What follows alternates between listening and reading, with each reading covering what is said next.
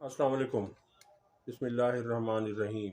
Rabbi इश्रह ली सदरी व यस्सिर ली अमरी वहलुल उक़दतम मिन लिसानी यफ़क़हू क़ौली। कमिश्नर रावलपिंडी के बाद एक और अहम गवाही इलेक्शन धांधली के मुतालिक आ गई है और इस गवाही का ताल्लुक खुद नून लीग से है।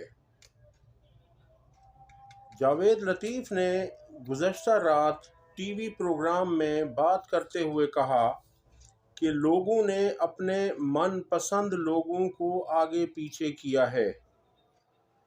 9 फरवरी को रिज़ल्ट तब्दील किए गए। ये मरियम नवाज़ और नवाज़ शरीफ के बहुत करीबी और कैबिनेट किचन के अहम रुकन हैं। अब देखना ये है कि जावेद लतीफ़ को कौन पागल कहता है या इसे कौन जहनी मरीज़ करार देता है। उनका कहना था कि कोई 8 फरवरी के एमपीए हैं तो कोई 9 फरवरी के एमपीए हैं। उनका मज़ीद कहना था कि जो लोग नवाज़ शरीफ या मरियम नवाज़ के ज़्यादा करीब थे उन्हें हरवाया गया। ये सुनिए वो क्या कह रहे हैं। नहीं तो शहबाज शरीफ कब गवर्नमेंट ले रहे थे? ले रहे हैं अब ना। जिस तरह दी गई है वो पता है सबको। मैं ये किस तरह दी गई है? जिस तरह हुकूमत ठोंसी जा रही है करने, बस छोड़े यार। जिस तरह 8 फरवरी के इंतखाबात हुए हैं, सही है। वो तो अब ये भी कल पंजाब असेंबली में बड़ी पॉपुलर बहस रही है। लोग पूछते रहे अरकान एक दूसरे से कि भाई तुम 8 फरवरी वाले एमपी हो या 9 फरवरी वाले तुम एमपीए हो। तो ये भी बड़ी एक बहस चली हुई है पाकिस्तान के अंदर। अच्छा मुझे मियां साहब ये बताएं कि ये हुकूमत ये भी जो कायम होगी अगले हफ्ते, मानते हैं आप? ये एक हकीकत है, दिलचस्प है। अच्छा ये बताएं कि ये हुकूमत आपको कब तक चलती हुई कोई 8 फरवरी का है, कोई 9 का है। अच्छा मानते हैं आप कोई 8 फरवरी का एमपी है, कोई 9 फरवरी का एमपी है, और आप ये मानते हैं नताइज तब्दील हुए 9 फरवरी को? मैं समझता नहीं, मुझे यकीन है, नजर आई हैं चीजें और ये लोगों ने अपनी मनपसंद लोगों को आगे पीछे किया है। बदकिस्मती है इस पाकिस्तान की। अगली खबर है कि चौधरी निसार साहब नून लीग के पीछे पड़ गए हैं। उनका कहना था कि मुझे मुस्लिम लीग नून में शामिल ना होने की सज़ा दी गई और मुझे हराया गया है, जबकि नून लीग का ये कहना है कि चौधरी निसार को हमने पार्टी से अलग कर दिया है, वो हमारी पार्टी का हिस्सा नहीं है। चौधरी निसार का मज़ीद कहना था कि मैं शहबाज शरीफ से कहता था कि आसिफ जरदारी के ख़िलाफ़ इतनी सख्त ज़बान इस्तेमाल ना करना पड़े। उन्होंने शहबाज शरीफ पर तंज़िया ये कहा कि मैंने इन्हें रोका था कि तुम आसिफ जरदारी के ख़िलाफ़ इतनी सख्त ज़बान इस्तेमाल ना करो, ऐसा ना हो कि कभी तुम्हें उनकी ज़रूरत पड़ जाए और फिर उनकी तुम्हें तारीफ़ें करनी पड़ें। इससे बेहतर है कि तुम उन पर इतनी तनकीद ना करो।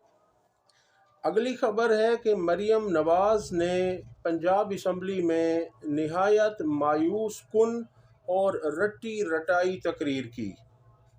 उनका कहना था कि ये ख़वातीन या औरतों की फतह है। औरत कितनी अहम है इस माशरे में और असम्बली में। आज अपोजिशन यहाँ मौजूद होती तो ज़्यादा अच्छा होता। आप इनके अल्फाज देखिए, आप इनकी अय्यारी देखिए कि खुद ही अपोजिशन को बाहर निकलवाया। अपोजिशन ने क्या कहा था? अपोजिशन ने इनसे सिर्फ इतनी सी बात की थी कि हमें हमारी मखसूस नशिस्तें दी जाएं और ख़वातीन की और माइनॉरिटीज़ की नशिस्तें दी जाएं ताकि हम इलेक्शन में सही तरीके से हिस्सा ले सकें और कम्पीट कर सकें, आपका मुकाबला कर सकें। मगर इन्हें कोई मखसूस नशिस्त नहीं दी गई। 100 के करीब तहरीक इंसाफ की सीटें हैं मगर इन्हें मखसूस नशिस्त नहीं मिली। इस पर इन्होंने वॉकआउट किया और फिर जब ये बाहर चले गए असम्बली से तो फिर असम्बली को अंदर से बंद कर दिया गया। अब यहाँ मुहतरमा मरियम नवाज़ कह रही हैं कि मैं एक औरत हूँ तो ये औरत की फतह है, और जिन औरतों को मखसूस नशिस्तें नहीं मिली क्या वो औरतें नहीं हैं? تحریک انصاف کی مخصوص نشستوں پر لیڈیز نے ہی اسمبلی میں آنا تھا، لیکن انہیں جان بوجھ کر یہ مخصوص نشستیں نہیں دی جا رہی، کیونکہ مخصوص سیٹوں پر جن خواتین نے تحریک انصاف کی طرف سے آنا تھا وہ بہت دبنگ خواتین ہیں، نڈر خواتین ہیں، بہادر خواتین ہیں، وہ پکی نظریاتی ہیں۔ اب ان میں سے آپ دیکھ لیجئے کہ صنم جاوید نے آنا تھا، عائشہ بھٹہ نے آنا تھا، اسی طرح سے عالیہ حمزہ ہو سکتی تھی، یاسمین راشد صاحبہ ہو سکتی تھی۔ ان کو انہوں نے جان بوجھ کر انہیں کیس در کیس انہیں انوالو کیا، ایک کیس میں ضمانت ہوتی ہے تو دوسرے کیس میں انہیں پھر جیل بھیج دیا جاتا ہے۔ جو 10 مہینوں سے پابند سلاسل ہیں، جیلوں میں مقید ہیں، انہیں کوئی حقوق حاصل نہیں ہے، تو ان سے تو توقع یہ کی جا رہی تھی کہ یہ خاتون ہیں تو یہ اپنی خواتین کا احترام کریں گی، یہ کہیں گی کہ سیاسی قیدیوں کو رہا کیا جائے، مگر ایسا نہیں کیا گیا، یہ صرف لفاظی ہے۔ آگے وہ کہتی ہیں کہ میں اپنی پارٹی کی صرف وزیر اعلیٰ نہیں ہوں، اپوزیشن کی بھی وزیر اعلیٰ ہوں۔ ہمارے پاس ڈیٹا نہیں ہے، صرف بے نظیر انکم سپورٹ پروگرام کا کچھ ڈیٹا موجود ہے۔ یعنی وہ کہہ رہی ہیں کہ میں غریبوں کی مدد کرنا چاہتی ہوں، اور جنہوں نے مجھے ووٹ دیا ہے میں ان کی بھی وزیر اعلیٰ ہوں، اور جنہوں نے ووٹ نہیں دیا میں ان کی بھی وزیر اعلیٰ ہوں، اور میرے چیمبر کے دروازے یا میرے آفس کے دروازے سب کے لیے کھلے ہیں۔ یہ کہنے کی حد تک تو ٹھیک ہے، ان لوگوں کے اندر ان کی گردنوں میں ایسا سریا ہے کہ جو مڑنے کا نام لیتا۔ ابھی میں آپ کو ویڈیو دکھا رہا ہوں، آپ دیکھیں کہ جو لوٹی بنی تھیں، تحریک انصاف سے منحرف ہوئی تھی، تحریک عدم اعتماد میں جب پنجاب میں پیش ہوئی تھی، عظمیٰ کاردار، ان کو تحریک انصاف نے عزت دی اور وہ لوٹی ہو کر نون لیگ میں چلی گئیں۔ اور یہ دیکھیے کہ وہ جب مریم نواز سے گلے ملنا چاہتی ہیں تو مریم نواز نے کس طرح اس کا ہاتھ چھٹک دیا، آپ یہ دیکھیے ذرا۔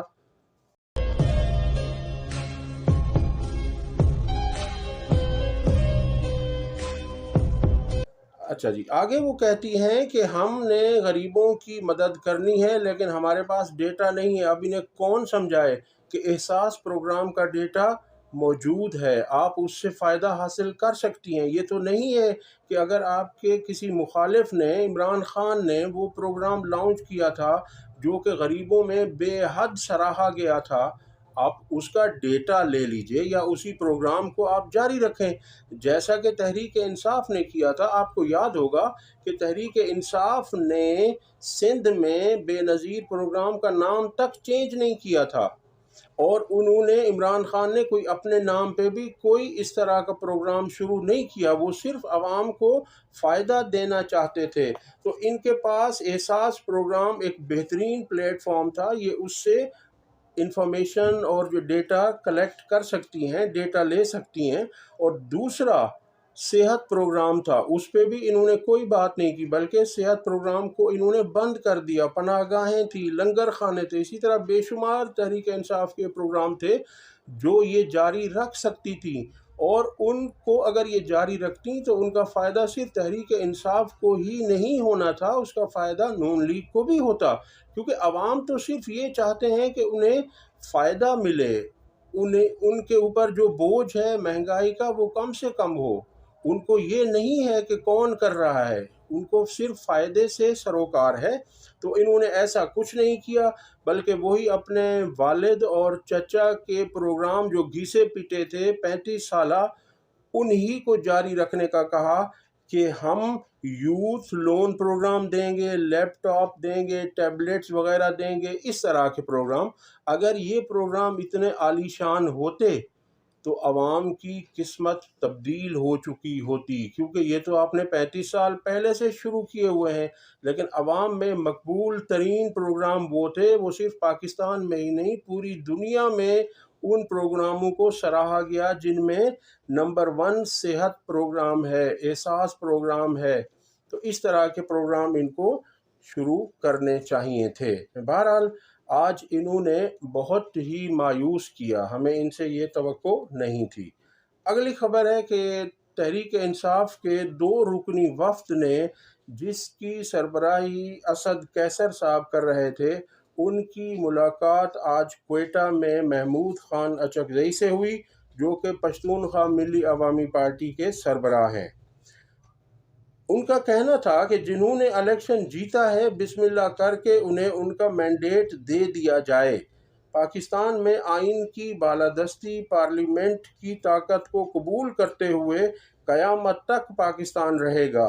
पाकिस्तान एशियन टाइगर भी बन सकता है और इसके हालात भी बेहतरीन हो सकते हैं और दुनिया की कौमों में इसका नाम अच्छे अल्फाजों में लिखा जा सकता है। बाकी जो लोग खामखा मुफ्त में वावेला कर रहे हैं, उनको कुछ नहीं मिलेगा। उनका कहना था, उन्होंने सहाफ़ियों को मुखातिब करते हुए कहा कि आपके दोस्त अखबार वालों से भी मैं माफ़ी चाहता हूँ। पाकिस्तान में जो पार्टी आइन की बालादस्ती पर यकीन रखेगी, जो पार्टी पार्लियामेंट के इख्तियारात पर यकीन रखेगी, पश्तूनख्वा मिली अवामी पार्टी उसको सपोर्ट करेगी। उनका मज़ीद कहना था कि मुझे बहुत दुख होता है मियां नवाज शरीफ ने कि हमारा उनसे रिश्ता वोट को इज़्ज़त दो की बुनियाद पर बना था, मगर नवाज शरीफ ने वो बयानिया छोड़ दिया, उससे पीछे हट गए। अगली खबर है कि नून लीग के सेनेटर हैं आसिफ किरमानी साहब, इन्होंने फरिया इदरीस के प्रोग्राम में बात करते हुए कहा कि कोई भी जमात विफाकी हुकूमत लेने को तैयार नहीं थी और इन्हें फिर बड़ों ने ज़बरदस्ती हुकूमत दिलाई। उनका मज़ीद कहना था कि बड़े ऐसे थे जैसे वालिदैन होते हैं या हमारे बुज़ुर्ग होते हैं, तो उन्होंने ज़बरदस्ती हमें कहा कि आप हुकूमत ले लें, तो हमें फिर ये मजबूरन हुकूमत लेनी पड़ी। ये देखिए वो क्या कह रहे हैं। में हुकूमतें बनाने को तो तैयार थे, बड़ी वो खुशी मना रहे थे, लेकिन विफाक में कोई हाथ डालने को तैयार नहीं था। तो एक ये ऐसी गवर्नमेंट लग रही थी कि चारों सूबों में तो लोग बनाना चाह रहे हैं, लेकिन उस ऐसी हुकूमत जिसका हेड ही कोई ना, हेडलेस हो। तो मैं समझता हूं कि फिर सैनिटी प्रिवेल की, या जैसे मैंने अपना ट्वीट किया था कि कोई वालिदैन फिर जब नहीं बच्चे मान रहे होते तो वालिदैन फिर दबाव डालते हैं और फिर धमकी भी देते हैं कि अगर नहीं मानोगे हमारी बात तो हम तुम्हें अपनी जायदाद से आग कर देंगे। तो ये सारा एक मैरिज ऑफ कॉम्प्रोमाइज या कह लें या कन्वीनियंस कह लें, जो भी है, तो वो हुई है। मैरिज अंडर प्रेशर कह सकते हैं। अंडर, वही मैंने कहा ना, वालिदैन का, एल्डर्स का प्रेशर आप कह लें। चलो let me put it like this, elders के प्रेशर पर हुई और जिसमें अब वो बैठ गए।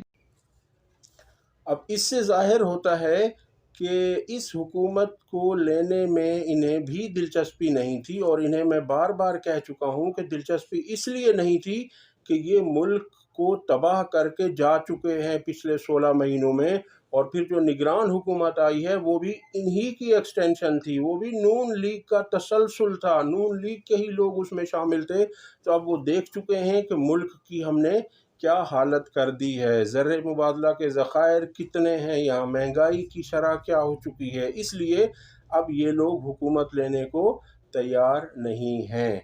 अब तक के लिए इतना ही, अगली वीडियो तक अल्लाह हाफ़िज़।